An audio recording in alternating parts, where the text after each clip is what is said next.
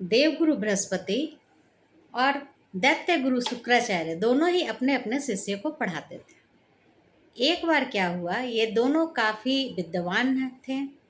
एक बार विष्णु भगवान यानी कि बृहस्पति सोचे कि अपने पुत्र को शुक्राचार्य के यहाँ पढ़ने के लिए भेजा जाए, और उन्होंने अपने पुत्र को शुक्राचार्य के यहाँ पढ़ने के लिए भेज दिया।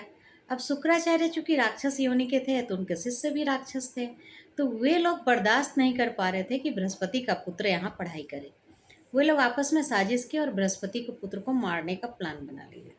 अब बृहस्पति के पुत्र को उन्होंने मार डाला। अब शुक्राचार्य परेशान हुए और उन्होंने क्या किया, अपनी संजीवनी विद्या से उसे जीवित कर दिया। अब राक्षस जो शिष्य थे वे लोग पुनः ये काम किए, 2 बार ये काम कर चुके। अब जब शुक्राचार्य हर बार उसे जीवित कर देते थे तो वे शिष्य लोग सोचे कि क्यों न इसे मार के इसका भस्म शुक्राचार्य को खिला दिया जाए, जिससे ये जीवित बचेगा ही नहीं।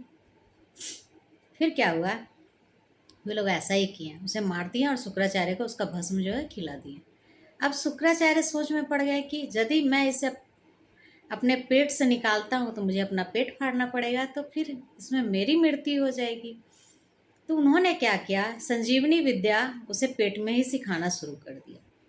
उसके बाद उन्होंने अपना पेट फाड़ के बृहस्पति के पुत्र को बाहर निकाला, और बृहस्पति का पुत्र चूँकि संजीवनी विद्या सीख चुका था, उन्होंने फिर शुक्राचार्य को जीवित कर दिया। तो शुक्र जो है वो बृहस्पति से ईर्ष्या भाव नहीं रखता है, यानी कि 6 नंबर 3 नंबर से ईर्ष्या भाव नहीं रखता है। लेकिन जो बृहस्पति हैं 3 नंबर, वे 6 नंबर से यानी कि शुक्राचार्य से ईर्ष्या रखते हैं। क्यों? क्योंकि बृहस्पति के पुत्र की रक्षा शुक्राचार्य अपने शिष्यों से नहीं कर पाए।